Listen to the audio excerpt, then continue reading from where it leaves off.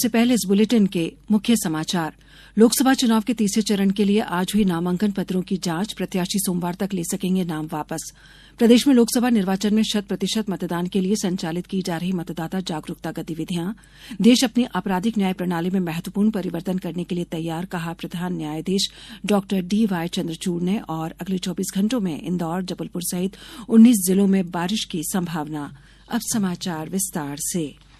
लोकसभा चुनाव के तीसरे चरण के लिए नामांकन पत्रों की जांच आज की गई। इस चरण में 10 राज्यों और 2 केंद्र शासित प्रदेशों में 94 संसदीय सीटों के लिए 7 मई को चुनाव होगा।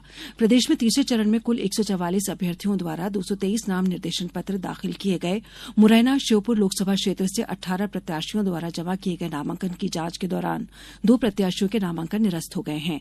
वहीं जिला कांग्रेस अध्यक्ष मधुराज सिंह तोमर द्वारा जमा किया गया प्रतिष्ठानीय प्रत्याशी के रूप में नामांकन भी निरस्त कर दिया गया है। अब चुनावी मैदान में 16 प्रत्याशी शेष हैं।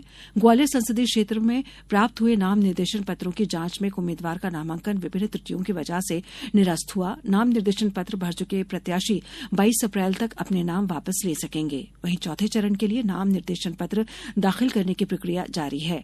आज खंडवा में भाजपा प्रत्याशी ज्ञानेश्वर पाटिल और कांग्रेस प्रत्याशी नरेंद्र पटेल ने अपना नामांकन पत्र दाखिल किया। वहीं मंदसौर में आज बीजेपी प्रत्याशी सुधीर गुप्ता ने अपना नाम निर्देशन पत्र जमा किया। नाम निर्देशन पत्र दाखिल करने की अंतिम तारीख 25 अप्रैल है। 26 अप्रैल को नाम निर्देशन पत्रों की जांच की जाएगी। 29 अप्रैल तक नाम वापस लिए जा सकेंगे। चौथे चरण के लिए 13 मई को मतदान होगा। सभी चरणों में हुए मतदान की मतगणना 4 जून को होगी। भारत के मुख्य न्यायाधीश डॉक्टर डी.वाई. चंद्रचूड़ ने कहा है कि नए आपराधिक कानूनों का लागू होना स्पष्ट रूप से दर्शाता है कि देश बदल रहा है और आगे बढ़ रहा है।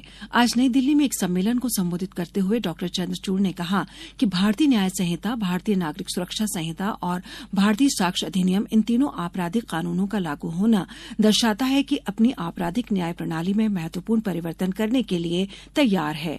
उन्होंने कहा कि इन कानूनों ने आपराधिक न्याय की दिशा में भारत के कानूनी ढांचे को एक नए युग में बदल दिया है।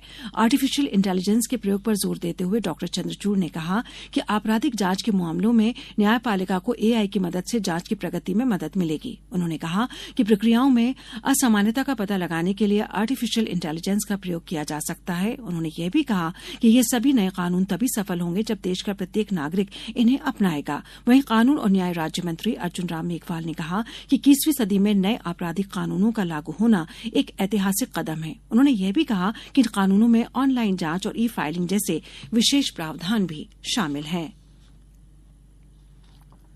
प्रदेश में पिछले दिनों हुई बारिश के बाद फिर गर्मी का असर शुरू हो गया है। दिन भर तेज धूप के कारण तापमान में बढ़ोतरी देखी जा रही है। हालांकि मौसम विभाग ने राज्य में अगले 3 दिनों में इंदौर, जबलपुर सहित 19 जिलों में बारिश होने की संभावना जताई है। आंधी के साथ बारिश का अलर्ट भी जारी किया है। मौसम विभाग के अनुसार 21 से 23 अप्रैल तक प्रदेश में पश्चिमी विक्षोभ का असर रहेगा। इसके चलते बूंदाबांदी और आंधी का दौर रहेगा। 21 अप्रैल को इंदौर, देवास, खरगोन, खंडवा, बुरहानपुर, हरदा, नर्मदापुरम, बैतूल, छिंदवाड़ा, पाढोरना, नरसिंहपुर, जबलपुर, सिवनी, मंडला, कटनी, उमरिया, डिंडौरी, शहडोल और अनूपपुर जिलों में बारिश के आसार हैं। 22 अप्रैल को नर्मदापुरम, बैतूल, नरसिंहपुर, सिवनी, मंडला, बालाघाट, डिंडौरी और अनूपपुर में बारिश हो सकती है, जबकि 23 अप्रैल को सिवनी, मंडला और बालाघाट जिलों में बारिश होने की संभावना है। कर्मचारी भविष्य निधि संगठन में इस वर्ष फरवरी के महीने में 15,48,000 नए सदस्य जुड़े। इसका सबसे उल्लेखनीय पहलू यह है कि नए सदस्यों में अधिकांश 18 से 25 वर्ष की आयु के वर्ग के हैं। कुल नए सदस्यों का यह 56.36% है। इससे जाहिर होता है कि संगठित कार्यबल में शामिल होने वाले अधिकांश लोग युवा हैं।